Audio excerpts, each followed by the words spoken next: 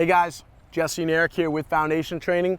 We're going to talk to you a little bit about a common pattern we see when people are learning to initiate their hip hinge. They want to do it from the pelvis. Watch what Eric does here. See that initial tilt, that anterior pelvic tilt that he's doing. And then their hips go back.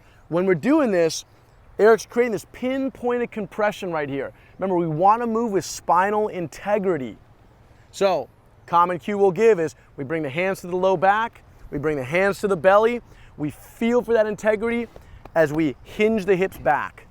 Maybe take a nice expansive breath, hold the breath as the hips go back. Secure your position, take a nice inhale, exhale at the top. Try both these, see how it goes. Anything you want to add, Eric?